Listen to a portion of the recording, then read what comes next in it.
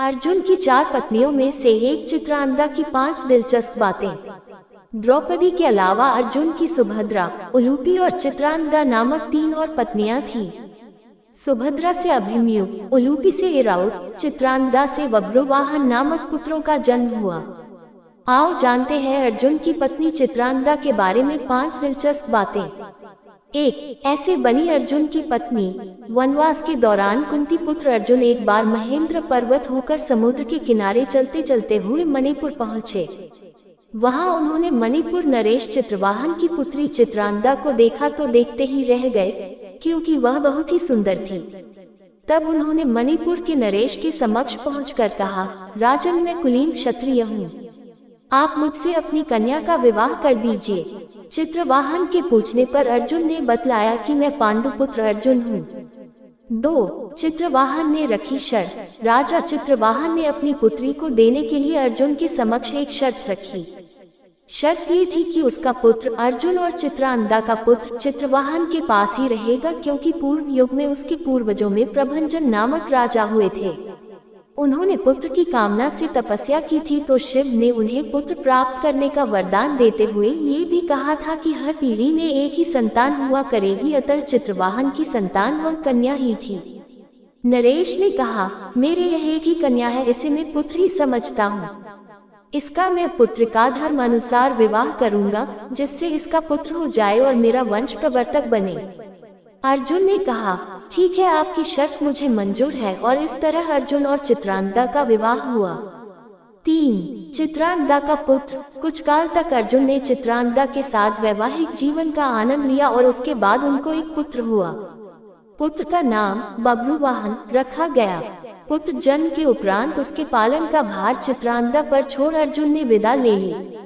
चलने से पूर्व अर्जुन ने कहा कि कालांतर में युधिष्ठिर राजसूय यज्ञ करेंगे, तभी चित्रांगदा अपने पिता के साथ इंद्रप्रस्थ आ जाए। वहां अर्जुन के सभी संबंधियों से मिलने का सुयोग मिल जाएगा। 4. बब्रुवाहन ने किया अर्जुन का वध। एक बार जब युधिष्ठिर ने अश्वमेध यज्ञ किया था, तब यज्ञ का अश्व मणिपुर जा पहुंचा। अश्व के साथ अर्जुन थे। वह घोड़ा घूमते घूमते मणिपुर जा पहुंचा। मणिपुर नरेश बब्रुवाहन ने जब सुना कि मेरे पिता आए हैं, तब वह गणमान्य नागरिकों के साथ बहुत सा धन साथ में लेकर बड़ी विनय के साथ उनके दर्शन के लिए नगर सीमा पर पहुंचा। मणिपुर नरेश को इस प्रकार आया देख अर्जुन ने धर्म का आश्रय लेकर उसका आदर नहीं किया। उस समय अर्जुन कुछ कुपित होकर बोले, बेटा, तेरा ये धन ठीक नहीं है। जान पड़ता है तू क्षत्रिय धर्म से बहिष्कृत हो गया है। पुत्र, मैं महाराज युधिष्ठिर के यज्ञ संबंधी अश्व की रक्षा करता हुआ तेरे राज्य के भीतर आया हूँ, फिर भी तू मुझसे युद्ध क्यों नहीं करता? क्षत्रियों का धर्म है युद्ध करना। अर्जुन ने क्रोधित होकर कहा, तुझ दुर्बुद्धि को धिक्कार है। तू निश्चय ही क्षत्रिय धर्म से भ्रष्ट हो गया है, तभी तो एक स्त्री की भांति तू यहाँ युद्ध के लिए आए हुए मुझको शांतिपूर्वक साथ लेने के लिए चेष्टा कर रहा है। इस तरह अर्जुन ने अपने पुत्र को बहुत खरी खोटी सुनाई। उस समय अर्जुन की पत्नी नागन्या उलूपी भी उस वार्तालाप को सुन रही थी।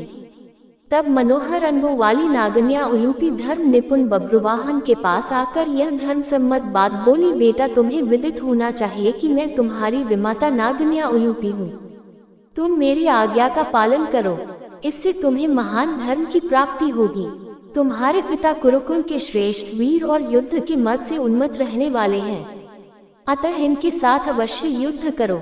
ऐसा करने से ये तुम पर प्रसन्न होंगे, इसमें संशय नहीं है।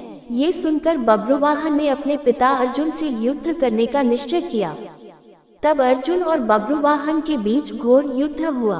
कहते हैं कि इस युद्ध में बब्रुवाहन मूर्छित हो गए थे और अर्जुन मारे गए थे। 5. चित्रांगदा का विलाप। अर्जुन के मारे जाने का समाचार सुनकर युद्ध भूमि में अर्जुन की पत्नी चित्रांगदा पहुंचकर विलाप करने लगी। वह उलूपी से कहने लगी कि तुम्हारी ही आज्ञा से मेरे पुत्र बब्रुवाहन ने अपने पिता से युद्ध किया। चित्रांगदा ने रोते हुए उलूपी से कहा कि तुम धर्म की जानकार हो बहन, मैं तुमसे अर्जुन के प्राणों की भीख मांगती हूँ। चित्रांगदा ने उलूपी को कठोर और विनम्र दोनों ही तरह के वचन कहे। अंत में उसने कहा कि तुम्ही ने मेरे बेटों को लड़ाकर उनकी जान ली है।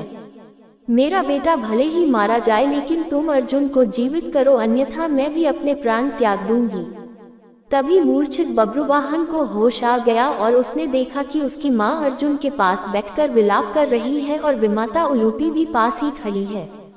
बब्रुवाहन अपने पिता अर्जुन के समक्ष बैठकर विलाप करने लगा और प्रण लिया कि अब मैं भी इस रणभूमि पर आमरण अनशन कर अपनी देह त्याग दूंगा।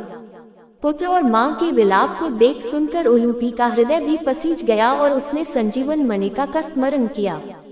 नागों के जीवन की आधारभूत मणि उसके स्मरण करते ही वहां आ गई। तब उन्होंने बब्रुवाहन से कहा कि बेटा उठो, शोक मत करो, अर्जुन तुम्हारे द्वारा परास्त नहीं हुए हैं, ये मनुष्य मात्र के लिए अजेय हैं। लो, ये दिव्य मणि अपने स्पर्श से सदा मरे हुए सर्पों को जीवित किया करती है। इसे अपने पिता की छाती पर रख दो, इसका स्पर्श होते ही वे जीवित हो जाएंगे। बब्रुवाहन ने ऐसा ही किया।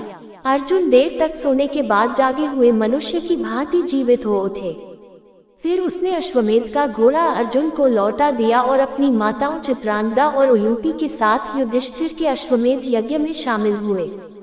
संदर्भ: महाभारत आदि पर्व, अश्वमेधिक पर्व।